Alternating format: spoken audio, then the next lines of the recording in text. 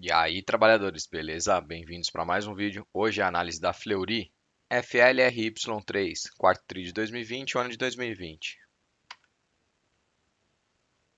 Antes, aquele aviso, esse conteúdo é caráter 100% educativo, não envolve nenhuma recomendação de compra, venda ou manutenção do ativo, e o investidor deve levar em consideração seu perfil de risco e fazer uma análise mais aprofundada do ativo. Bora lá! Então, falando aqui um pouco da Fleury, né, o ticker dela é FLRY3. Ela foi fundada há 56 anos, tem 11 anos de listagem na bolsa e tem aproximadamente, aí, com os dados de 2018, quase 10 mil funcionários. Ela é do setor de medicina diagnósticas, então ela é focada aí em fazer testes laboratoriais e toda a parte de diagnóstico de medicina, né, da parte de saúde. Ela é caracterizada como uma das maiores e mais respeitadas empresas de medicina e saúde do Brasil. Então, ela é bem conhecida, né, no Brasil inteiro. Porém, a gente sabe que eu já fiz uma análise completa aqui da Fleury. Quem quiser, acessa aqui em cima o card para dar uma olhada, onde eu mostro todas as outras empresas do grupo Fleury, né? Ela é um grupo de medicina, a marca Fleury é a principal. Porém, tem outras marcas também, pois ela vem de fortes aquisições aí. No Ibovespa, ela representa 0,38% do Ibovespa. Ela está no segmento de listagem do novo mercado, tem 100% de tag along e 57,7% de free float. Os sócios majoritários nela, o principal é o Bradeseguro, participações com 22%, e a avaliação dos consumidores é 8 de 10, né, um resultado ótimo, não reclame aqui. E no Glassdoor é de 3,9 dos funcionários dela, de 5. Então também é um ótimo resultado. Se você é acionista da Fleury, deixa aqui embaixo seu comentário e também comente o que você acha da empresa. Bora lá para o resultado. Então, trabalhadores, bora lá para o resultado do quarto TRI de 2020, o ano de 2020 da Fleury. Então, bora lá para os destaques. Então, a receita bruta atingiu um novo recorde histórico aí no trimestre, né, totalizando 1 bilhão de reais. Então, é um resultado a se comemorar. Então, a gente vê aí que o quarto TRI dela veio bem forte, né? Foi um crescimento de 28,5% no quarto TRI e no ano um crescimento de 2,1% em relação a 2019, totalizando 3,2 bilhões de reais de receita bruta. Ela traz um ponto relevante sobre isso, que o atendimento móvel dela teve um crescimento de 98% e está correspondendo a 7,4% da receita bruta, então ele cresceu bastante e está representando bem aí a receita bruta dela.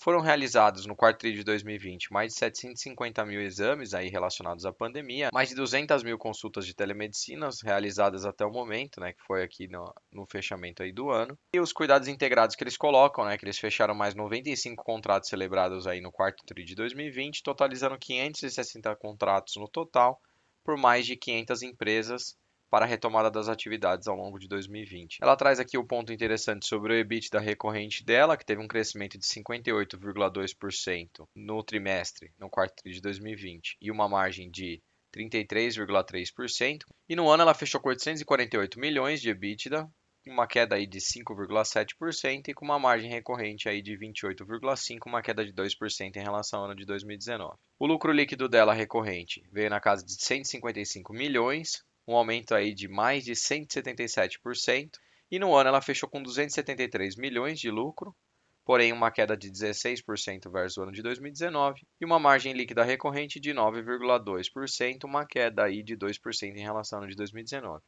Aí beleza, aí você entende que então que ela aumentou a receita, então ela receitou mais, vendeu mais, ganhou mais dinheiro, porém ela teve um lucro menor. Isso por quê? Porque os custos subiram, né? A gente já vai ver mais para frente aqui o que impactou os custos dela.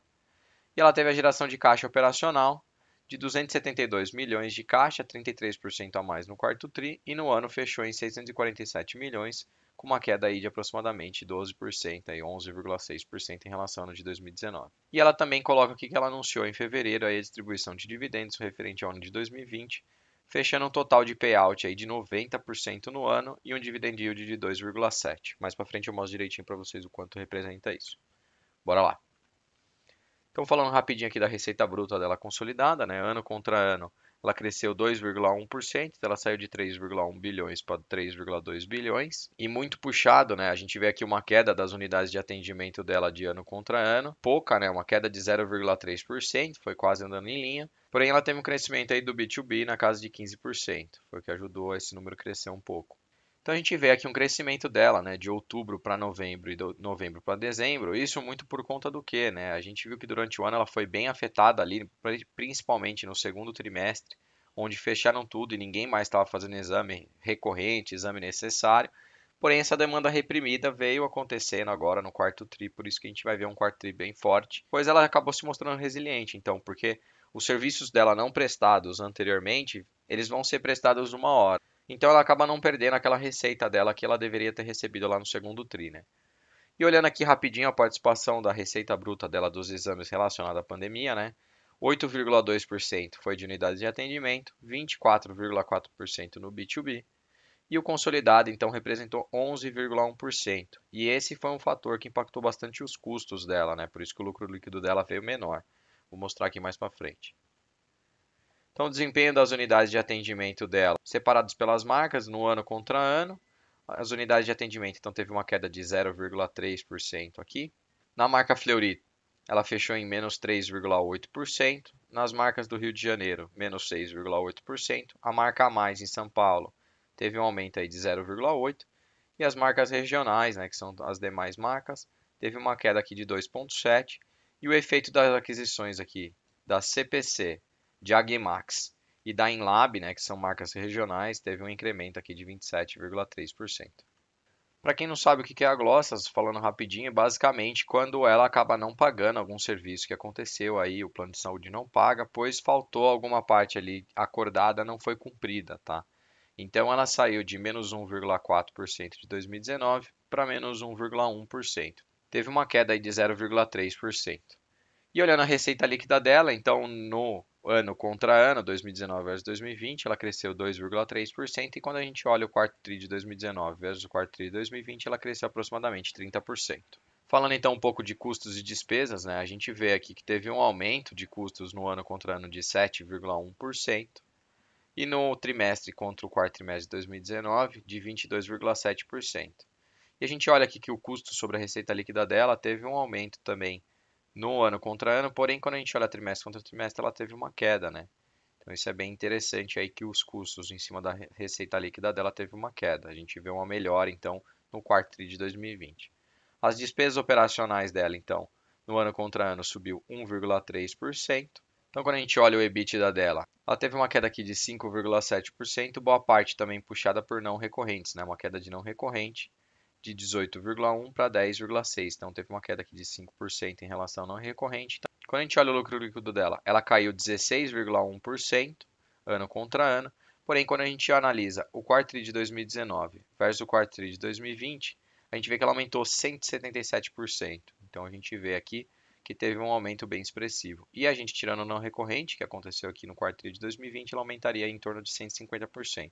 Então dá para a gente ver uma melhora aí em cima do lucro líquido dela e muito focada por aquele ponto que eu trouxe, né, da demanda reprimida dela de exames. Então as pessoas que não fizeram exames rotineiros, exames para fazer alguma cirurgia ou alguma coisa do gênero, porque estava proibido também fazer cirurgia durante um certo período, voltou a fazer agora, né? Foram todas remarcadas. Então a gente vê aqui que está refletindo no quarto trimestre. A gente já viu o terceiro tri melhorou e o quarto tri agora mais ainda. Quando a gente olha o fluxo de caixa dela operacional, ela teve uma queda de 11,6% de ano contra ano.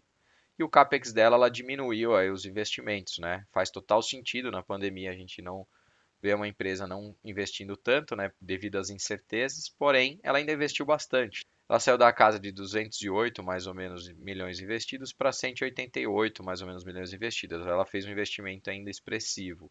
Porém, ela diminuiu aproximadamente 10%. E um destaque que eu trago aqui, ela focou bastante, cresceu investimentos no digital e no TI.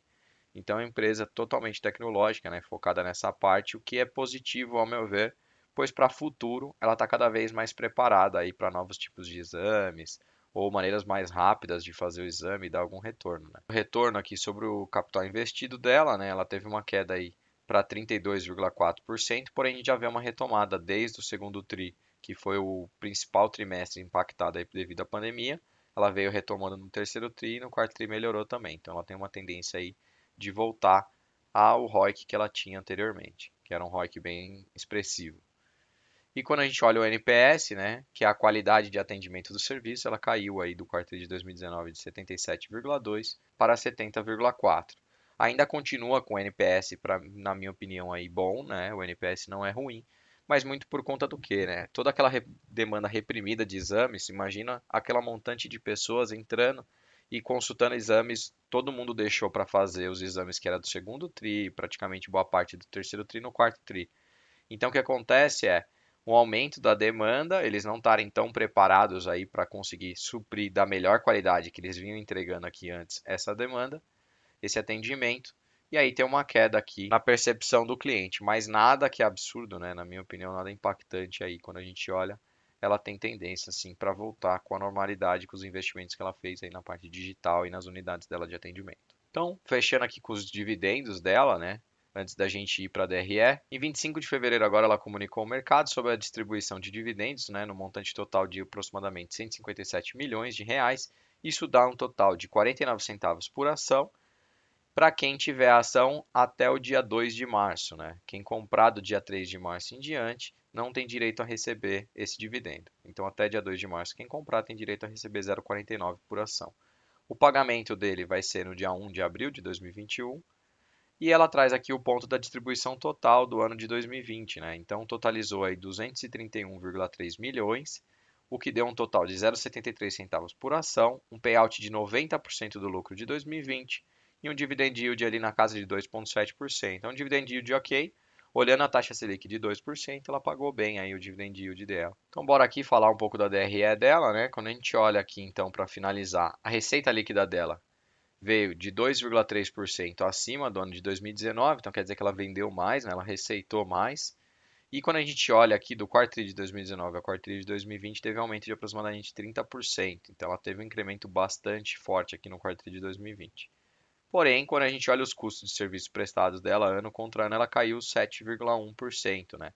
Então ela teve aí um aumento dos custos, então o custo aqui deu 2,1 bilhões de reais mais ou menos versus 2 bilhões que tinha anteriormente. Então ela teve um aumento no custo, isso impacta direto então no lucro líquido, né? Caiu, né, em relação ao ano de 2019. Então caiu aproximadamente 18%. Ela saiu do total de 312 milhões para 257 milhões. É um resultado até que ok, né? Levando em consideração todo o problema que teve durante o ano de 2020, ela ainda sai com lucro, né? Uma empresa que sai com lucro, um lucro ok. Apesar da queda, a gente vê aqui no quarto tri que ela tem uma forte retomada aí e tem tudo para fazer um 2021 melhor e os outros anos subsequentes, se nada acontecer igual aconteceu com a pandemia, né? A margem líquida dela, então, no quarto tri de 2020 estava com 15% versus 7,8% do quarto tri de 2019, então teve um incremento bem forte. Apesar de ano contra ano ela cair em aproximadamente 2%.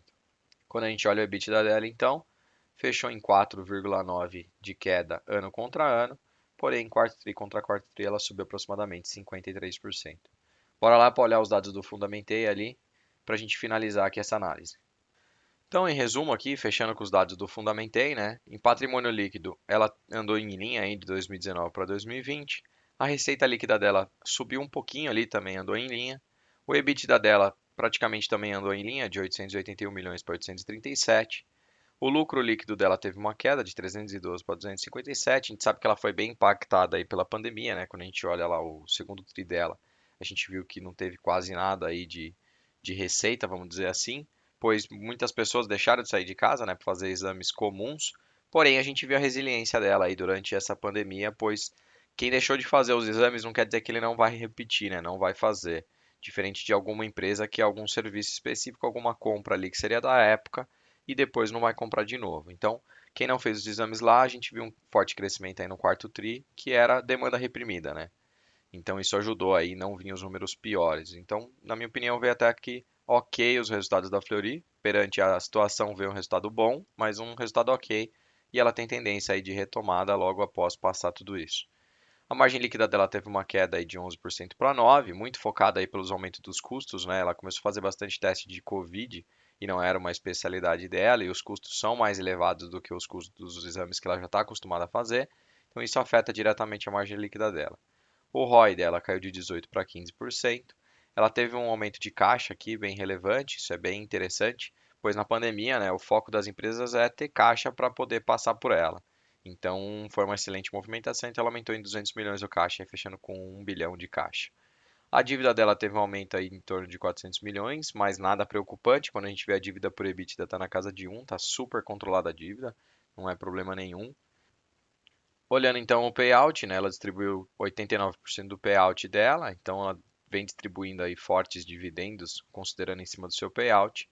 E quando eu gravo esse vídeo, né, a cotação dela fechou em R$ 26,83, Comenta aqui embaixo então para mim o que vocês acharam aí da análise da Fleury e o que vocês acham da empresa, né? Na minha opinião foi um resultado até ok, né? Porém a gente sabe que o resultado ia ser impactado pela pandemia, então conseguiu sair bem aí com todos os problemas que vem enfrentado aí no ano de 2020 e vinte e tem uma tendência quando a gente olha do terceiro tri por quarto tri uma melhora para 2021. Então, trabalhadores, se vocês gostaram do vídeo, eu peço que deixe seu like, que ative o sininho para receber todos os conteúdos novos que eu trago aqui no canal. E se você não é inscrito, se inscreva no canal. Valeu, trabalhadores. Obrigado.